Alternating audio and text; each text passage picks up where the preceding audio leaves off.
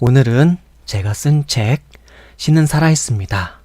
세 번째 챕터, 존재하는 모든 것들의 근원을 읽어드릴게요. 네, 오늘도 유익한 시간 되셨으면 좋겠네요. 3. 존재하는 모든 것들의 근원. 우리가 실생활에서 보고 경험하는 모든 것들은 그것들을 만들고 제작한 누군가가 있습니다. 우리는 우리의 실생활에서 접하는 많은 사물들과 자연 만물들을 면밀히 살펴보는 것만으로도 그것을 제작한 배우의 신의 존재가 있음을 우리 본성으로든 무의식적으로든 직감하게 됩니다. 다만 우리들 대부분이 자각하지 못한 채로 살아가는 경우가 많을 뿐입니다. 우리에겐 우리를 낳아준 부모가 있습니다. 우리 가까이에서 흔히 볼 수 있는 집, 자동차, 컴퓨터, TV, 휴대전화 등 대부분의 물건들은 그것을 만들고 제작한 누군가가 있습니다. 또 우리의 눈으로는 직접 볼 수 없음에도 우리네 사람이 만들어 존재하는 유용한 것들이 있습니다. 전파, 전기를 비롯한 여러 무형의 에너지와 같은 것들. 눈으로 볼 수는 없지만 실제로 존재하며 우리의 실생활에서 떨어질래야 떨어질 수 없을 만큼 우리 실생활에 밀접히 유용하게 활용되고 있는 것들입니다.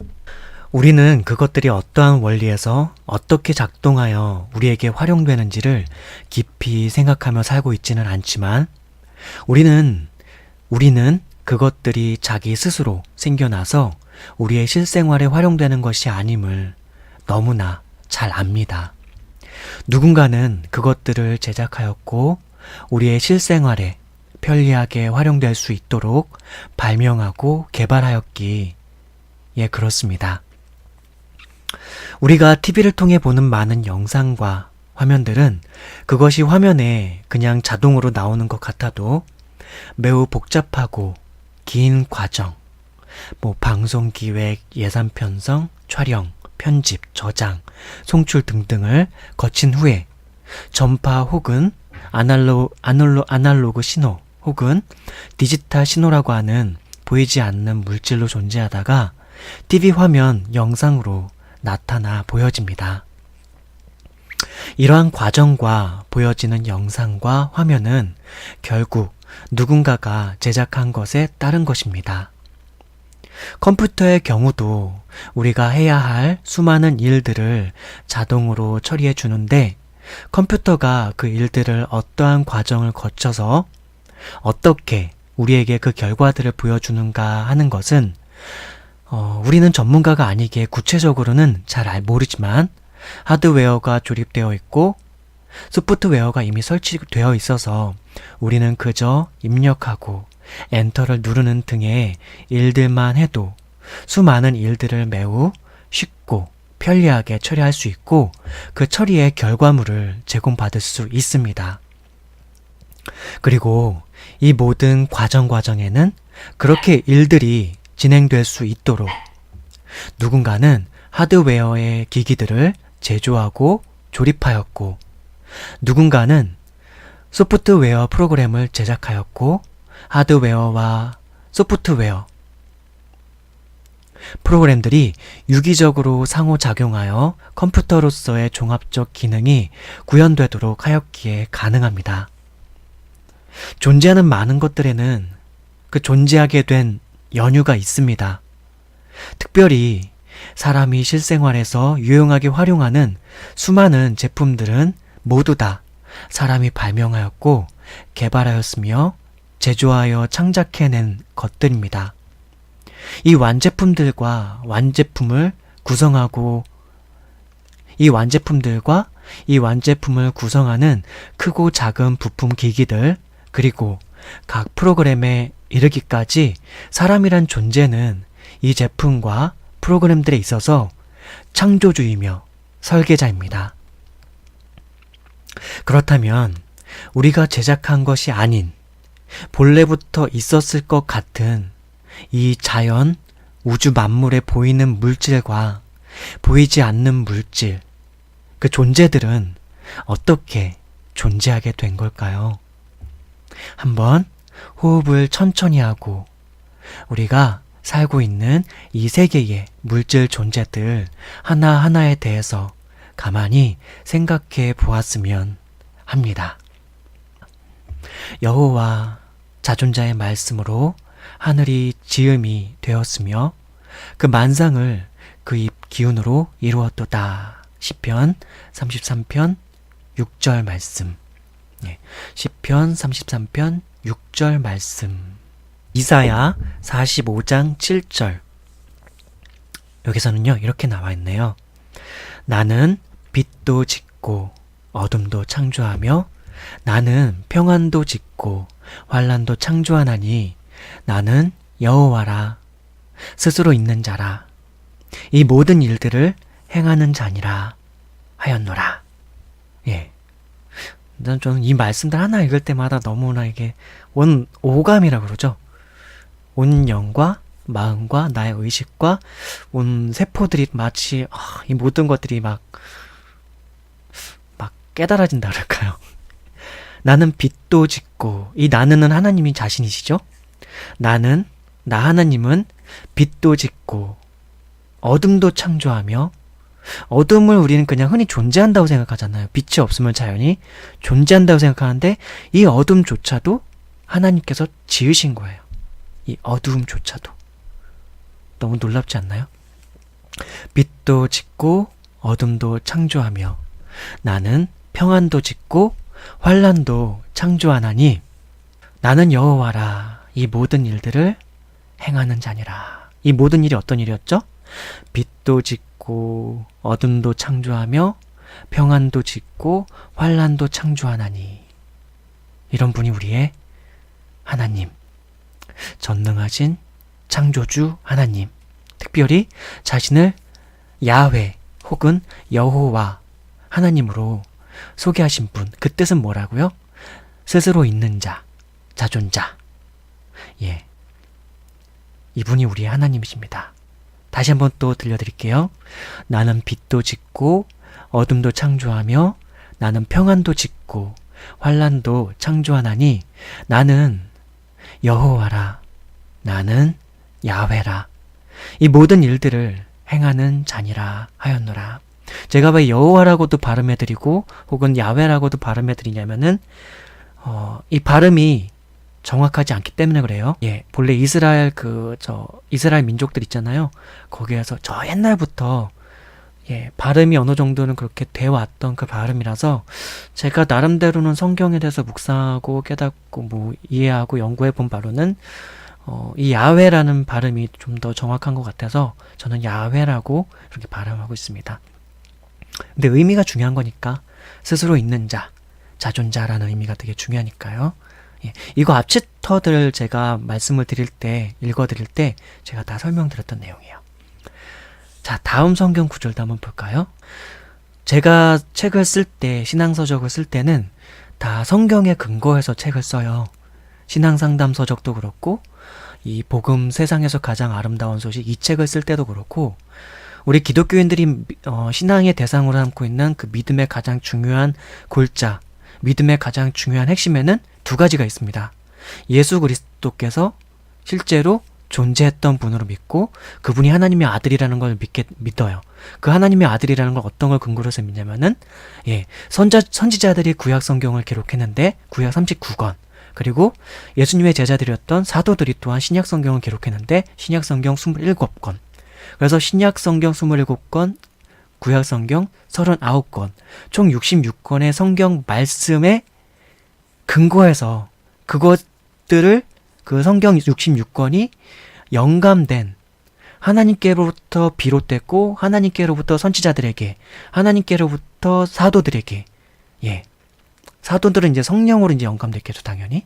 그래서 하나님의 영으로서 사람들에게 대언의 방식을 통해서 그리고 혹은 사람의 어떤 창의적인 깨달음, 하나님과 함께하는 교제 속에서 깨달아진 것들을 전달하는 과정을 통해서 그걸 이제 영감되었다라고 표현을 하는데, 그렇게 영감된 하나님의 말씀을 믿는 것을 근간으로 해요. 그렇게 근간을 하고 있거든요. 그래서 제가 쓰는 책들, 제가 어떤 기독교에 관해서 혹은 성경에 관해서, 성경이 우리 신자들, 믿는 사람들에게 가르쳐주는 어떤 진리에 대한 근간은 바로 예수 그리스도와 그리고 성경 66권을 근간으로 해서 나와요. 그걸 가장 진리를 우리가 뭔가를 깨닫거나 이해함에 있어서 가장 큰 기준이 되는 걸 우리 그리스도인들은 성경에서 찾습니다. 이제 여기 개신교회하고 이제 카톨릭교가 이제 여기서 크게 좀 차이가 나는데, 카톨릭교는 성경 그 자체는 어떤 하나의 성서로서 어떤 거룩한 책이기는 하지만, 그게 모든 것의 기준이 될 수는 없고, 그러니까 그런 것들이 어떤 신앙에 있어서 무조건적인 기준이 될 수는 없고, 또 그것을 해석하는 해석자인 어떤 교황, 교회, 어떤 믿는 그리스도인들이라고 하는, 근데 그리스도인들이라고 기준을 주냐면 거의 교황이라고 보시면 돼요. 거기 사제, 교부들, 그리고 교황이라고 하는 어떤 베드로로부터 이어지는, 사도들로부터 이어지는 어떤 신앙의 후예들이 그 성경 말씀, 편지이기도 하고 어떤 시이기도 하고 어떤 문학적이면서도 문학적, 진리적 서적이라고 볼 수 있는 이 성경을 해석하고 있는 그 사람들이 이렇다라고 해석하는 그것이 더 하나님의 말씀에 가깝다. 이제 그렇게 보기 때문에 해석자가 되게 중요하고요. 다만 종교 개혁자들은 이 성경 66권에 대해서는, 그러니까 이거 말고도 원래 외경도 있고 위경도 있고 막 그래요. 그래서 외경은 이제 그 의미까지 다 풀어서 지금 이 시간에 하기는 뭐하지만, 어쨌든 외경이나 위경이라는 표현은 어쨌든 이제 종교 개혁자들이 그 이후의 세대 개신교에서 구분해 놓은 표현인데, 이제 거기까지도 다 원래는 성서로서 카톨릭에서는 이제 그걸 이제 참조를 하거든요. 근데 개신교에서는 이제 종교 개혁을 하면서 많은 이제 어떤 진리의 말씀이라던가 그리스도의 말씀이라던가 복음이라던가 신자가 하나님을 믿는 데 있어서 가장 어떤 객관적인 진리의 표준이 될 수 있는 책들을 이제 규정하게 이르러요. 그것을 규정함에 있어서 이 성경 66권만큼은 이 성경 66권만큼은 그 기준이 될 수 있다. 확고한. 다만 그 외에 위경이라던가 외경 같은 경우는 뭔가 좀 애매하다. 그리고 뭔가 문제가 있다. 그러니까 이걸 가지고 외경이라던가 위경 가지고 일반 평신도라던가 일반 그리스도인들이 그 책을 읽고 그 말씀을 읽고 하나님을 알아감에 있어서 뭔가 오류가 있고 뭔가 문제가 있으니까 이것들은 분류해서 제외를 하는 거죠. 그렇게 해서 종합적으로 이 66권에 있는 말씀만큼은 적어도 하나님을 이해하고 하나님을 알아감에 있어서 신자들이 가장 유일하게, 가장 빠르게, 혹은 가장 정확하게, 가장 풍부하게 참고할 수 있고, 어떤 예수님을 믿고 하나님을 알아가면서 가장 유일한 기준이 될 수가 있는 진리의 어떤 통로로서, 진리를 우리에게 전달해주는 어떤 언어의 매개체로서, 서적으로서의 역할도 감당하는 것에 있어서 그런 역할을 감당할 수 있다고 보고, 이걸 정경으로서 인정을 하게 됩니다. 정경으로서 66권을 인정하게 되죠. 저는 이제 개신교인이라고 볼 수가 있고, 비록 교회는 나가고 있지는 않지만, 어쨌든 성경을 하나님께서 우리 신자들에게 주신 어떤 구원의 통로로서 구원을 우리에게 주시기 위한, 그리고 하나님께서 우리에게 가장 사람들에게 가장 핵심적으로 말해주고 싶은 그 진리의 말씀이 있는 요체로서 저도 성경을 믿기 때문에 제가 책을 쓴다던가 혹은 이제 앞으로도 기독교와 관련해서, 성경과 관련해서, 예수 그리스도의 복음과 관련해서 제가 뭔가 말한다면 그건 항상 성경에 근거해서 저는 말을 해야 하고, 저는 성경에 근거해서 말할 겁니다. 잠깐 설명을 드렸어요. 그래서 제 책에도 제가 이 내용을 쓰면서 이 챕터를 묵상함에 있어서 성경을 통해서 묵상을 하면 더 풍부하게 이 진리들을 묵상할 수 있기 때문에 세상의 어떤 책에서도, 세상 일반 사람들이 쓰는 어떤 책에서도 예수 그리스도를 통하여 하나님께로 사람이 다가갈 수 있는 그 구원의 길에 대해서 말한 책들은 없습니다. 오직 예수 그리스도를 믿고 있는 신자들이 쓴, 그게 신학서적이 될 수도 있고 경건서적이 될 수도 있고 어쨌든 기독교 서적인 거죠. 그리스도를 통해서 하나님을 믿고 있는 그 사람들이 쓴 것에서만 바로 하나님과의 어떤 교제를 온전케 하고 하나님의 사람으로서 그리고 그리스도인으로서 하나님의 신자로서 하나님의 백성으로서 살아갈 수 있는 여러 가지 지혜들이 그렇게 성경으로부터 더 풍부하게 밝혀지는 것이죠. 성경을 통해서 그리스도를 통해서 선지자들을 통해서 사도들을 통해서 그렇게 볼 수 있는 거죠. 자, 그래서 한번 이제 골로새서 1장 16절 사도 바울이 이제 기록했다고 알려져 있는 골로새서 1장 16절에서는 다 이제 뭐라고 나온지 한번 또 보도록 하겠습니다. 만물이 그에게서 창조되되 하늘과 땅에서 보이는 것들과 보이지 않는 것들과 혹은 왕권들이나 주권들이나 통치자들이나 권세들이나 만물이 다 그로 말미암고 그를 위하여 창조되었고. 뭐라고요? 만물이 그에게서 창조되되 하늘과 땅에서 보이는 것들과 보이지 않는 것들과 혹은 왕권들이나 주권들이나 통치자들이나 권세들이나 만물이 다 그로 말미암고 그를 위하여 창조되었고 라고 이렇게 사도 바울은 기록했네요.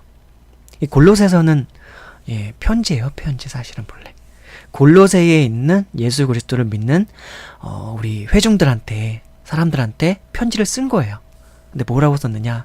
만물이 그에게서 창조되되 만물이 하나님께로부터 창조되되 하늘과 땅에서 보이는 것들과 보이지 않는 것들과 혹은 왕권들이나 주권들이나 통치자들이나 권세들이나 만물이 다 그로 말미암고 그는 여기서 하나님이시죠? 하나님으로 말미암고 하나님을 위하여 창조되었고 라고 이렇게 그때 당시에 회중들에게 사도 바울은 전하고 있었던 것이죠. 그러니까 이 챕터의 제목이 존재하는 모든 것들에 근원하면서 이제 제가 우리가 살고 있는 주위를 이루고 있는 많은 것들에 대해서 한번 생각해 봅시다 라고 이렇게 제가 오늘 띄워놓고 성경 말씀으로 저는 참조를 해놨습니다. 이 성경 말씀을 묵상해 보면 맞네. 우리 기독교인들은 성경 말씀을 이제 하나님의 말씀으로 믿기 때문에 이제 이 말씀을 묵상하다 보면 더 풍부하게 영적으로나 마음적으로 깨달아지는 것들이 있거든요. 자, 로마서 1장 20절에서는 또 뭐라고 나오는지 한번 볼까요?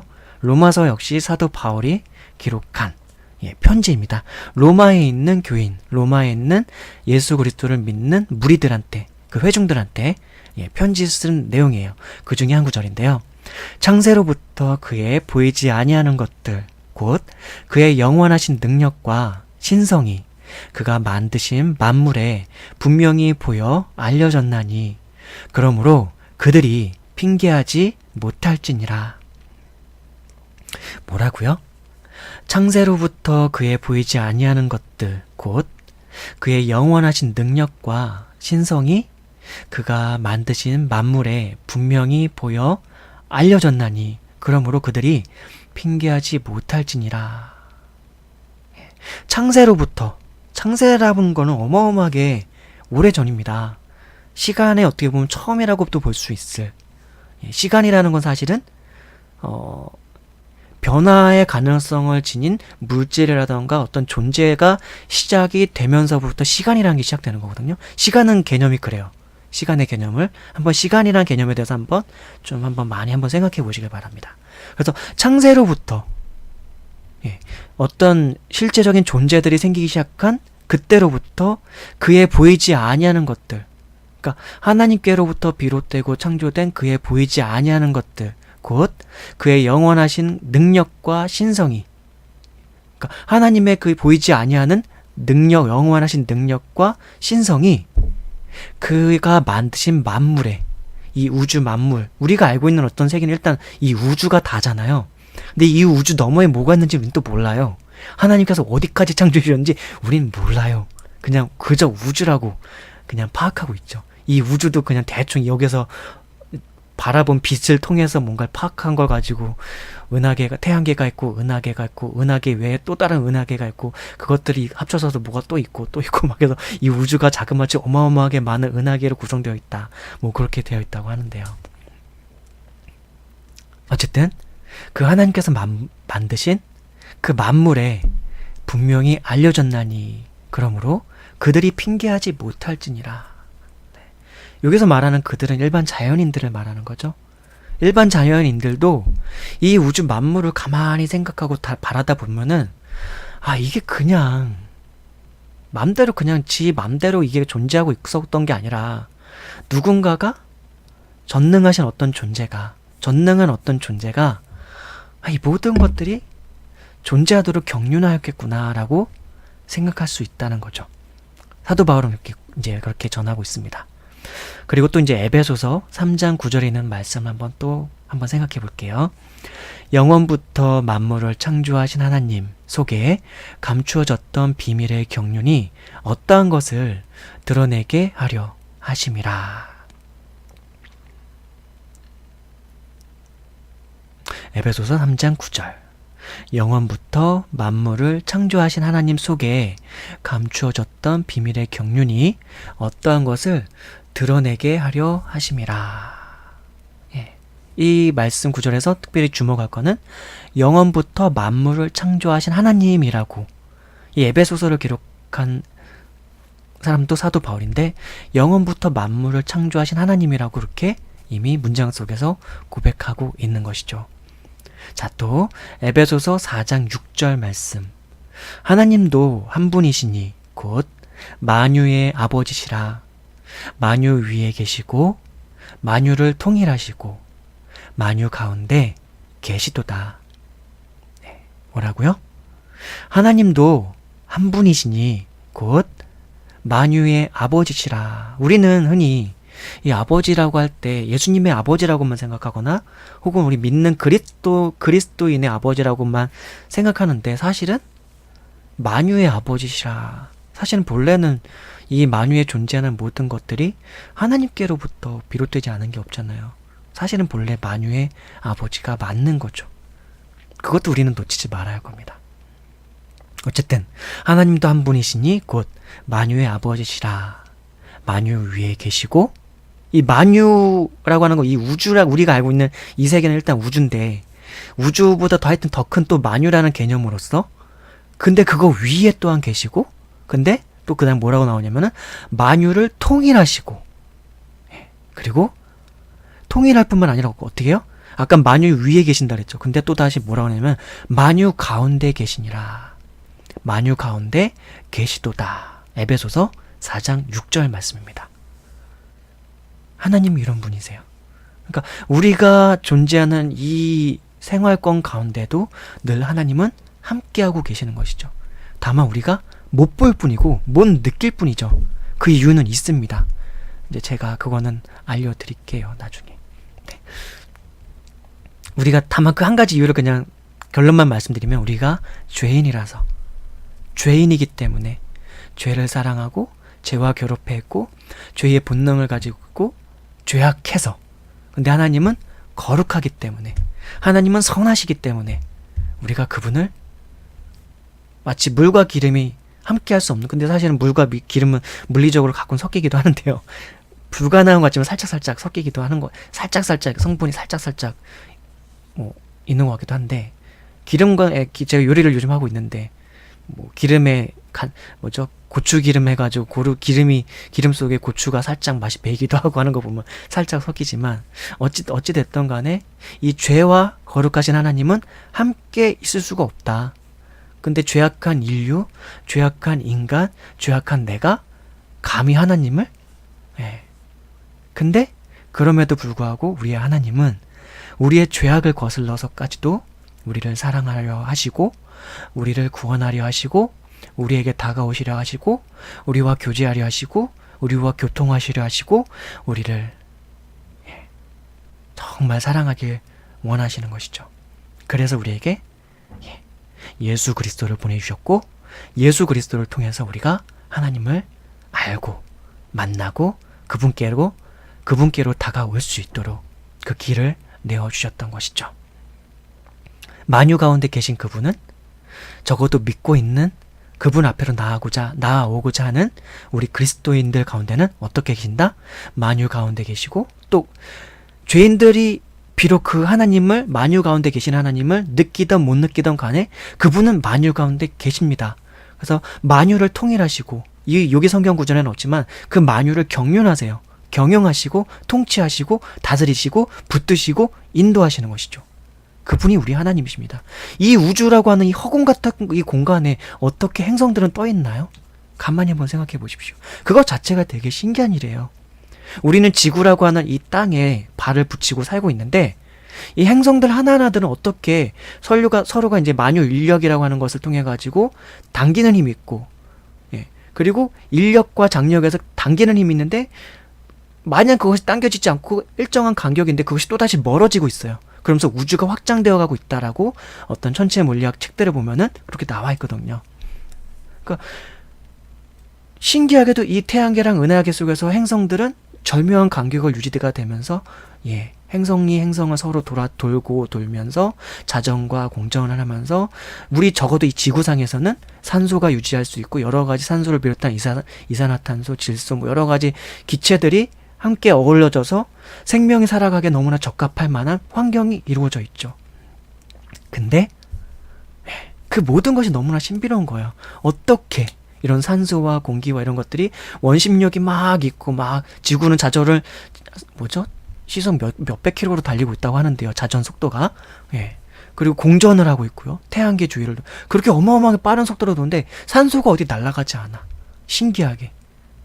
그게 이제 하나님께서 이 우주 만물 가운데서 경륜하시는 하나님의 능력과 힘이 그 모든 것들을 경륜하고 계시는 거죠. 스스로 계시는 하나님. 그분은 보이지 않으시나 만유 위에 존재하시고, 만유를 통일하시고, 만유 가운데 계시며 만유를 경륜하시는 하나님이세요. 시간 너머에 계시고, 시간 가운데 계시고, 시간을 통괄하시고, 시간 속에 존재하는 모든 역사와, 시간과 역사는 맞물리게 되죠. 그 역사라는 건 인간의 역사랑 상당히 개념이 통일되는데, 개념이 뭔가 좀 맞물리는데, 그 역사라고 하는 거는 인간이 살아온 어떤 인간이 만들어낸 여러 가지과 관련된 역사죠. 인간의 문화와 되게 밀접한 개념입니다. 어쨌든 하나님은 바로 시간 안에도 존재하시고, 시간 밖에도 존재하시고, 시간을 통괄해서 존재하시고, 존재를 통괄해서 존재하시고, 존재 위에 계시고, 존재 가운데 계시고, 존재와 함께 하시는 분. 보이는 세계, 보이지 않는 세계, 우리가 느낄 수 있는 세계, 느끼지 않는 그 세계, 그 모든 것 속에서 하나님은 존재하시면서 그 모든 것을 느끼실 수 있고 모든 것을 아시는 분, 그분이 바로 우리의 하나님이신 겁니다.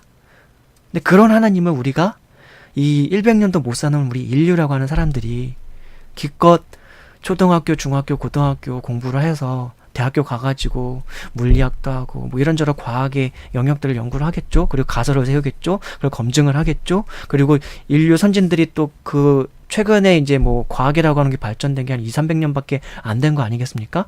그때부터 서적이 쌓여져 있던 걸 읽으면서 또 탐독하면서 연구하면서 하나님께서 경륜하고 계신 이 세계 질서를 뭔가 분석해 보려고 하지만 기껏 한다는 얘기가 진화론 얘기하고 있고, 기껏 한다는 얘기가 우연적인 섭리의 우연적인 법칙에 의해서 이 세계는 빛과 우연적인 어떤 법칙에 의해서, 우연적인 어떤 사건에 의해서 빛이 만들어졌고, 빛이 만들어진 다음에 빅뱅 터지면서 빅뱅 사건에 의해서 우주가 빵 터져서 그렇게 됐고, 뭐 그렇게 돼서, 근데 실제로 그 모든 것들이 다 자연 발생적으로 그렇게 설명을 하고 있는데, 사실은 그게 어떻게 말이나 되는 소리입니까?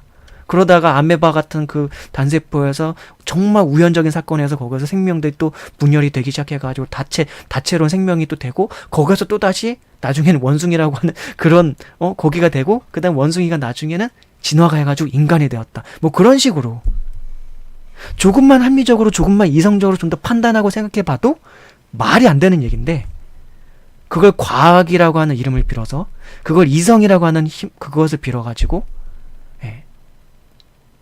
그렇게. 그러니까 저에게 인생이 조금만 한 100년 정도만 더 있으면은 과학이라던가 어떤 그쪽에다가 제가 과학, 의학 그쪽으로 연구를 좀 많이 하고 싶은 마음이 좀 있어요. 한 50년에서 100년 정도만 연구를 해도 그 진화론을 비롯 창조론적인 하나님께서 창조하셨다는 그 입장에서 비롯되는 인간 신체에 관한 모든 진실들을 다 연구하고 싶고, 그리고 우주 만물에 대해서도 뭐 과학적인 논증의 방식을 가지고 연구를 해서 한번 진화론이 아니라는 걸 제대로 한번 파헤쳐서 보여드리고 싶어요. 근데 뭐 저는 어쨌든 과학이라던가 의학에 대해서 그렇게 많은 지식을 전문적으로 갖고 있는 건 아니니까, 물론 교양 차원에서 여러 가지 서적들을 탐독하긴 했으나, 그러나 과학자들 그들이 말하는 논증의 방식으로 그들의 언어로 그들의 단어로 제가 어떤 반박을 하기에는 제가 지식이 일천하니까 그 정도까지는 못 가는데, 그렇습니다. 그래요. 그럼 다음 성경 구절 또 한번 살펴보도록 하겠습니다. 시편 94장 9절 한번 볼까요? 귀를 지으시니가 듣지 아니하시랴, 눈을 만드시니가 보지 아니하시랴.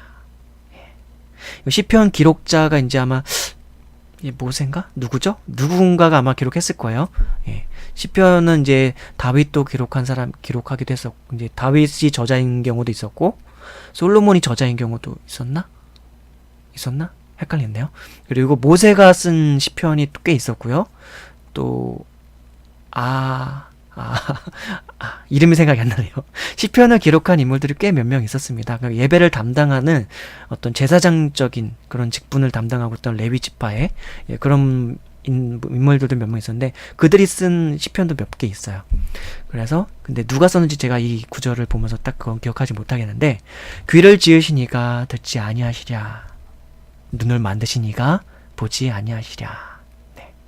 시편은 본래 이스라엘 민족들이 그 다윗 왕, 솔로몬 왕, 뭐 그렇게 하나님께 예배를 정말 신실하게 드리던 시절 있잖아요. 그때 그 이스라엘 백성 회중 가운데서 찬양과 경배로서 드렸던 어떤 찬양 고백이기도 해요. 그러니까 요즘 기독교 교회에서 이제 뭐 카톨릭에도 성가가 있겠습니다만, 하나님께 성가로서 우리가 마음을 하나님께 경배를 표현하잖아요. 그런 것처럼 이스라엘 백성들도 당시에 그렇게 하나님을 찬양하는 것들을 다 함께 예배 중에 드렸던 것이죠. 고백을. 근데 여기서 뭐라고 했냐면은 그걸 다 진리로서 믿고 함께 고백한 거예요. 그게 뭐냐? 귀를 지으시니가 듣지 아니하시랴, 눈을 만드시니가 보지 아니하시랴. 눈과 귀를 지으신 분이 하나님이시라는 거죠. 자, 그 다음은 구절 한번 볼까요? 느헤미야 9장 6절 말씀, 구약성경이고요. 느헤미야라고 하는 인물이 이스라엘 백성들을 지도했던 느헤미야라고 하는 인물이 어떻게 보면 선지자라고 볼 수도 있고요. 그러나 단순히 선지자라고만 표현하기는 어렵고 대단한 리더십을 발휘했었던 그런 인물입니다. 오직 주는 여호와, 스스로 있는 자, 자존자, 오직 주는 여호와시라. 하늘들의 하늘과 이루할 성신과 땅과 땅 위의 만물과 바다와 그 가운데 모든 것을 지으시고 다 보존하시오니 모든 천군이 주께 경배하나이다. 느헤미야 9장 6절. 뭐라고 고백하고 있나요? 오직 주는 여호와시라. 그러니까 이 여호와시라는 이 말 한마디 속에 어마어마한 고백이 사실 담겨 있는 거예요. 이 여호와, 스스로 계신 자시라. 오직 주는 스스로 있는 자시라. 그냥 여호와시라는 그냥 이름을 그냥 고백하는 게 아니라 그 이름 속에 담겨 있는 하나님에 대한 정체성을 같이 고백하는 거거든요. 오직 주는 스스로 계신 분이시라. 오직 주는 자존하시는 분이시라. 그 말이 뭐냐면은 이 세상에 어떤 존재하는 모든 것들도 스스로 있는 존재는 아무것도 없습니다. 오직 유일하게 딱 한 존재만 스스로 있죠. 바로 하나님. 보이지 아니하시나 영이시고 그 영이시나, 영이라는 것 그 개념 자체도 되게 특별한 개념이에요. 영이라는 개념조차도. 하나님의 영이라는 그 존재, 제 개념조차도. 하나님의 영이신데 그 하나님의 영은 어떤 영이냐면은 능력이 있는 영이에요. 능력 있는 영. 전능한 능력이 있는 영. 보이지 않는데 그 보이지 않는 영이 만유 위에 계시고 만유 가운데 계시고 만유를 운행하시면서 통치하시고, 예. 그 영이 보이지 않는데 스스로 있었고, 이 세상에 어떤 존재든 물질도 모두 스스로 있는 것은 없었어요. 다 스스로부터 본래 있었던 그로부터 시작된 거죠. 그가 누구냐? 바로 여호와 하나님. 스스로 있는 자, 자기를 스스로 있는 자라고 소개하신 분이에요. 모르겠어요. 제가 뭐 신화라던가 그런 걸 그렇게 많이 알지는 못하는데, 어떤 신화 속에 있는 신들이 자기를, 본인을 스스로 있는 자라고 소개한 신이 있나요? 귀신이든 잡신이든, 예. 석가모니도, 예, 공자도, 맹자도,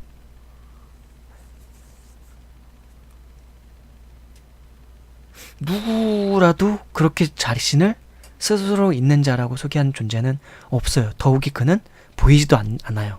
만질 수도 없어요. 그를 본 사람은 아무도 없어요. 구약 성경의 그 모세조차도 하나님을 실제로 보지는 못했어요. 다만 하나님께서 스스로 영광 중에서 그 흔적을 나타내 보이셨던 거죠. 이거는 제가 하나님을 볼 수는 없나요? 라고 하는 제가 신앙 상담 서적에서 제가 좀 상세하게 설명을 해놨습니다. 나중에 이 신앙 적을 제가 읽어드릴 때 제가 하나님의 어떤 형상이라던가 하나님의 존재라던가 그런 것에 대해서는 제가 또한 풍부하게 다시 한번 설명드릴 기회가 있을 거예요. 네. 느헤미야서에서 바로 이렇게 오직 주는 여호와시라, 또 달리 발음을 하면 오직 주는 야훼이시라 라고 이렇게 고백하고 있는 거예요. 근데 그게 뭐냐?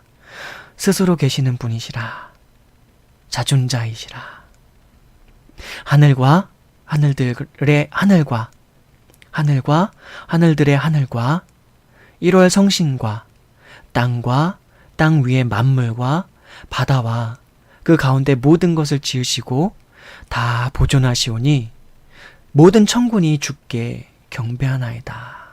느헤미야 성경의 이 구절에 따르면 하나님은 어떤 분이시죠?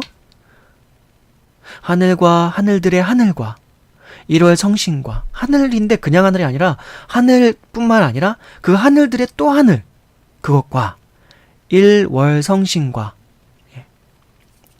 날일, 달, 1월 성신과 땅과 땅, 이거 영어 성경으로부터 정확하게 나와 있거든요. 한번 1월 성신 이 개념을 한번 영어 성경을 한번 꼭 한번 보십시오. 땅과 땅 위의 만물과 바다와 그 가운데 모든 것을 지우시고 다 보존하시오니, 뭐라고요? 땅과 땅 위의 만물과 바다와 그 가운데 모든 것을 지으셨는데 그 다음 어떻게 해요? 다 보존하시오니. 우리는 흔히들 생각하기를 이 자연 만물의 모든 질서가 그냥 막 지멋대로 돌아간다고 생각하는데, 이걸 보존하고 경륜하시는 분도 만유에 충만하시고 만유 가운데 계시며 만유 위에 계시는 우주보다도 크신 하나님, 그러나 그 우주 가운데 계시고 또한 그것을 경륜하시는 그 영이신 하나님께서 다 보존하신다 그거죠. 그러니까 이 하나님의 영이란 개념에 대해서도 좀 더 하나님의 속성과 관련해서 더 면밀히 묵상을 해봐야지만 하나님이 어떤 분인지를 더 잘 알게 되는 거예요. 단순히 우리가 영이라고 할 때는 막 귀신의 영, 혹은 마귀의 영, 혹은 우리 인간의 영혼처럼 단순히 보이지 않지만 막 흐느적거리는 막 그 유령처럼 존재하는 그런 영혼만 생각하는데, 그게 아니라는 거죠. 하나님의 영은 우리가 도저히 상상할 수 없는 그런 개념으로서의 스스로 존재하는 만유에 충만하시나 만유 위에 계시고 만유 가운데 계시며 만유를 통치하시고 다스리시고 경륜하시며 작은 아주 미세 물질부터 보이지 않는 물질부터 보이는 물질들까지, 그러니까 보이지 않는 물질이라는 개념 자체가 되게 웃기죠. 근데 보이지 않는 물질들 실제로 존재하잖아요. 산소, 기체들을 비롯해가지고, 아울러서 이제 요즘 천문학자들이 연구하고 있는 것 중에 되게 유명한 물질이 흑암 물질이라고 해가지고, 우주를 구성하고 있는 것 중에 한 70~80%가 흑암 물질이라고 해요. 그러니까 파악이 안 돼요. 분석이 안 돼요. 그거는 존재한다는 걸 대충은 파악하는데, 보이지 않는 물질인 그 흑암 물질에 대해서는 블랙홀과 관련해서 연구를 막 하면서 파악을 하고 있는데, 그거조차도 그렇게 우리는 파악하기 힘들죠. 근데 어쨌든 그 흑암 물질들조차도, 우주를 구성하고 있는 그것조차도 하나님은 지으셨고, 그리고 인간이 발견하지 못하고 알지 못하고 채 파악하지 못한 물질들은 어마어마하게 아직도 많아요. 예. 근데 그것조차도 하나님은 만드셨고 운행하시고 다스리고 계시는 거죠. 단적인 예로서요, 만유인력의 법칙. 그게 뭐죠? 모든 물질들은 서로 땡기는 힘이 있고, 그 땡기는 힘에 의해서 뭔가 일정한 간격과 뭔가 그것들을 유지하고 있다. 그거잖아요. 그쵸? 근데 그 당기는 힘이 있다는 건 아는데, 그 힘이 어떻게 작용하고 어떻게 움직이고 그런 것들을, 그 이유는 파악하지 말고 그게 원인이 뭔지 모르고 어떻게 작동하는지 분석할 수가 없어요. 그게 실체가 뭔지 아직 밝혀지지 않았어요. 제가 그런 생각은 제가 기독교인이 되기 전부터, 교회 어린 시절 교회 다닐 때 친구한테 그런 얘기를 한 적이 있었거든요. 만유인력의 법칙이라던가 중력의 법칙, 혹은 원심력, 그리고 태양과 그런 것들에 의해서 저는 그런 걸 생각했었어요. 에너지에 대해 생각하면서, 이 우주가 만유인력의 법칙이라던가 어떤 행성간에 존재하는 힘의 법칙이라는 그런 힘들을 잘 이용하고 활용한다면 전기라던가 그 외에 에너지들을, 어마어마한 에너지들을 활용할 수 있지 않을까. 근데 친구가 그 말을 이해를 못 하더라고요. 저는 오히려 공부가 그때 당시에 한 5등 정도 할 때였고, 제 친구는 전교에서 10등 안에 들고 반에서는 1등 하던 친구였는데, 그 친구가 제 말을 이해를 못 해요. 그 말을. 야, 그럼 말도 안 되는 생각을 왜 하냐? 근데 저도 이제 친구 1등 하는 애가 그렇게 말하니까 저는 그냥 뭐 그런가 보다 하고, 근데 친구가 제 말을 이해 못 하니까 그냥 그땐 속으로만 생각했는데, 나중에 이제 한참 나이가 들고 여러 이제 서적들을 탐독하고 있고 해서 지성이 많이, 제가 지성의 정보들이 막 축적이 됐겠죠. 뭐 여러 가지 다양한 서적들을 통해 가지고, 교양 서적들이나 뭐 이런저런 다양한 서적들을 통해서 과학 서적도 있겠고, 그러면서 생각한 게, 내가 생각한 게 그게 허튼 생각은 아니구나. 요즘 최근에서 이제 그런 얘기가 과학 관련 어떤 뉴스라든 그 신문지라던가 일간지라던가 그런데 이제 종종 제가 읽었던 기사에서 그게 어떤 칼럼인가 어떤 기사에서 본 적이 있어요. 요즘 그런 어떤 만유인력의 법칙이라 그러나? 하여튼 그 중력이라던가 인력, 그런 것들을 에너지로 활용하는 것에 대한 연구가 뭐 시작되고 있다, 하고 있다, 뭐 그런 것에 대해서 읽은 적이 있거든요. 그러니까 너무나 놀라운 거죠. 근데 우리 인간은 그것조차들도, 그거 말고도 더 많은 이 우주 만물을 구성하고 유지하고 운영되고 있는 그 어떤 질서들을 파악하고 있지 못한 게, 지금까지 파악한 것보다 더 무수하게 많고 많아요. 그게 우리 인간들이에요, 아직은. 근데 우리는 마치, 뭐 여기서 더 많은 얘기를 하진 않겠습니다. 너무 안타까운 일들이 많죠. 과학이라는 이름으로 자행되고 있는, 보이지 않지만 실제로 존재하시는 우리 하나님을 거스르고 우리 하나님의 슬픔이 될 만한 언행과 어떤 행태들이 너무 많이 인류가 지성이라는 이름으로 자행을 하고 있기 때문에 되게 안타까운 부분이 많아요. 그러니까 저는 사실 시간만 많으면 진짜로 좀 과학을 좀 많이 연구하고 싶어요. 물리학부터 해가지고 천체 물리학, 뭐 물질 세계에 관련된, 그리고 신체, 인체와 관련된, 그리고 우주와 관련된 그런 부분들을, 우주의 질서와 관련된 부분들, 우주의 그리고 연역과 관련된 부분들, 그리고 진화론들도 더 파헤쳐가지고 너무나 아닌 게 명확한데도 그것들을 우기고 있는 그들에 대해서도 한번 논문들 다 파헤쳐서 한번 아닌 걸 증명해주고 싶은 마음은 좀 있어요. 시간이 없으니까. 근데 그거 말고 성경에 있는 진실과 이 진리들만 전하기에도 너무 시간이 부족한데 어떻게 일반적인 과학들까지도 다 할 수 있겠어요. 제가 그 별에서 온 그대의 그 사람처럼, 그 사람처럼 제가 좀 한 500년이고 한 500년 우주에서 온 그 사람처럼, 별에서 온 그대처럼 제가 막 한 500년 이상 산다면 저는 아마 분명히 과학의 상당 부분의 시간을 할애를 할 겁니다. 이 우주 만물의 세계와 질서와 하나님의 경륜을 연구하고 파악하고 공부하는 것에 아마 다 쓸 것 같아요. 가장 좋은 건 하나님께서 깨닫게 해주시면 제일 좋은 거죠. 그래서 항상 기도하죠. 하나님 좀 깨닫게 좀 해주십시오. 이 돌덩이 같은 머리가 어떻게 답이 잘 안 나옵니다. 하나님 저 좀 알려주십시오. 답답해 죽겠습니다. 그러면서 하나님 깨닫게 해주십시오. 그러면서 알게 해주십시오. 왜 이렇게 더디 알게 해주십니까? 예수 그리스도를 통하여서 구하면 다 주신다고 하지 않으셨습니까? 이 뉴턴에게는 만유 인력의 법칙을 깨닫게 해주셔놓고선 예, 예. 뭐 아인슈타인에게는 상대성 이론을 알게 해주셔놓고선 물론 그분들은 과학도로서 상당한 시간을 그런 과학에 대한 연구에 매진을 했던 분들이죠. 저는 제가 과학 서적들 읽는데 쓴 시간은 제가 성경과 어떤 경건 서적과 또 신학 서적을 읽는데 쓴 시간에 한 100분의 1도 안 썼으니까요. 예. 그렇게 비교한다면 제가 그렇죠.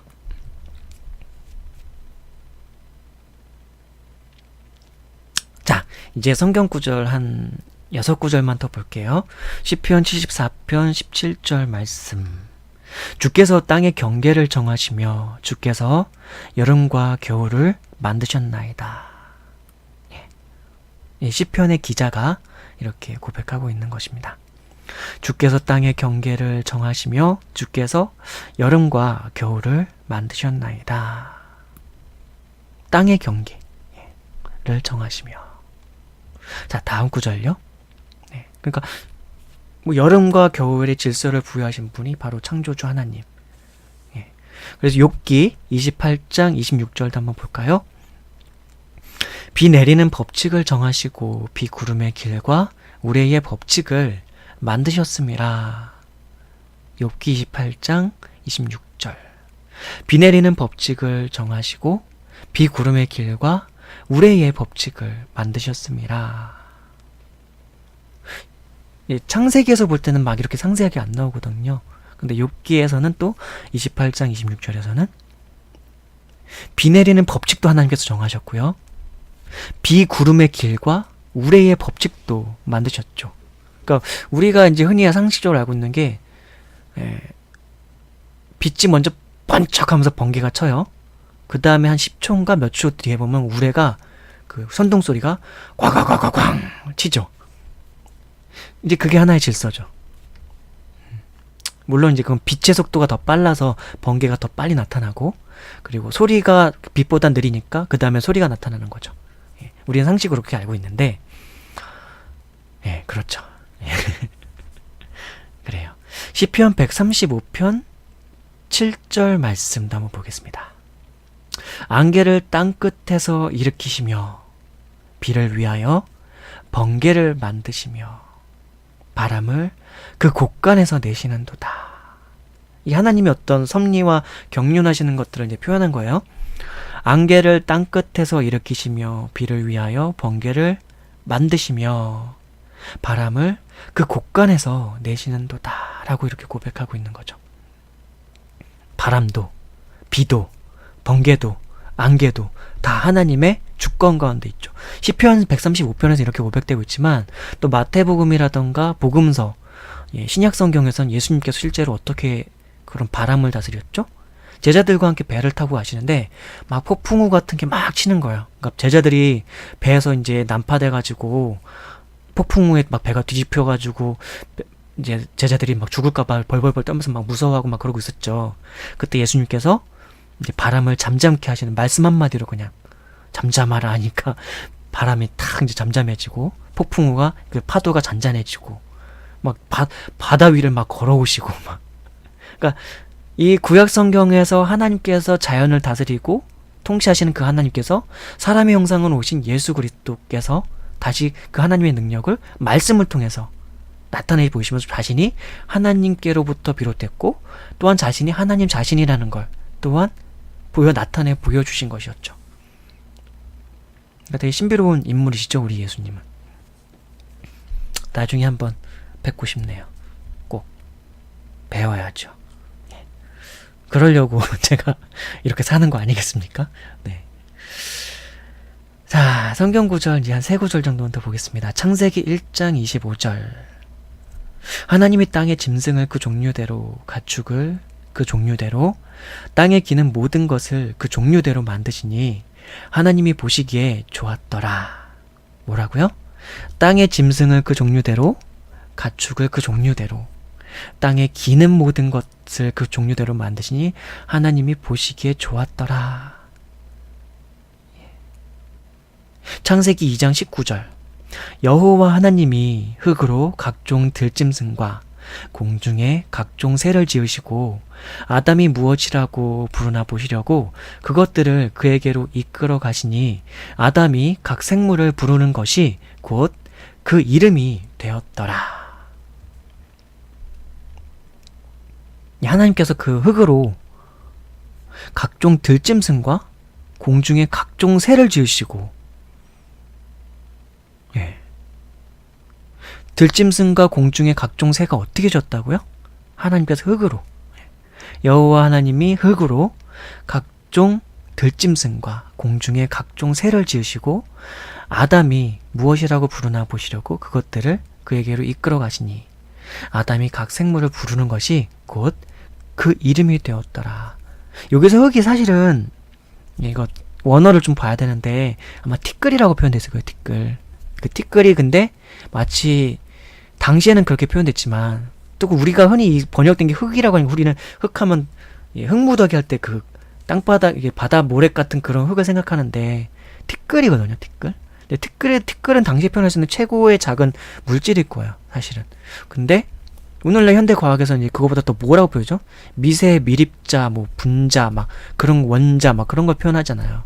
그쵸? 땅에 있는 성분으로 우리 땅을 이루고 있는, 흙을 이루고 있는 이 미립자, 미성분들로 결국은 들짐승과 공중에 각종 새를 지으시고 이렇게 이해하시면 됩니다. 제가 나중에 히브리어하고 헬라어 원어를 다 공부한 다음에 꼭 이 원어로 성경을 읽다 보면 꼭 원어가 되게 궁금해지는 때가 있어요. 단어라던가 어떤 개념이 좀 애매할 때가 있어요. 번역된 한글 성경을 보다 보면은 내가 원어를 좀 알았으면 너무 좋겠는데 헬라어 그래서 원어를 좀 공부를 한 6개월인가 했나 청강을 하면서 들은 적이 있는데 읽는 정도만 살짝 공부를 했었지 제대로 공부 못했습니다. 그때 당시에. 그때가 11년 전이죠. 어쨌든 간에요. 이제 마지막 성경 구절 또 한번 읽고 마치도록 하겠습니다. 로마서 11장 36절. 로마서는 사도 바울이 기록했다 그랬죠? 이는 만물이 주에게서 나오고 주로 말미암고 주에게로 돌아감이라. 그에게 영광이 세세에 있을지어다. 아멘. 이는 만물이 주에게서 나오고 주로 말미암고 주에게로 돌아감이라.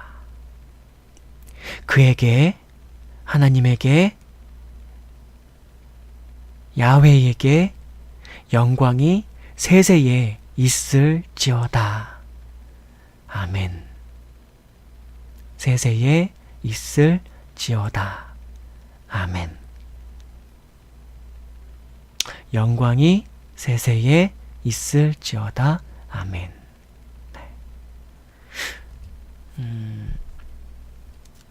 이 성경 구절들을 통해서는 충분히 우리가 많은 것들을 생각할 수 있었습니다. 네. 이 챕터에서 이제 제가 마지막 문장이 이거였죠. 존재하는 많은 것들에는 그 존재하는 존재하게 된 연유가 있습니다. 특별히 사람이 실생활에서 유용하게 활용하는 수많은 제품들은 모두 다 사람이 발명하였고 개발하였으며 제조하여 창조해낸 것들입니다.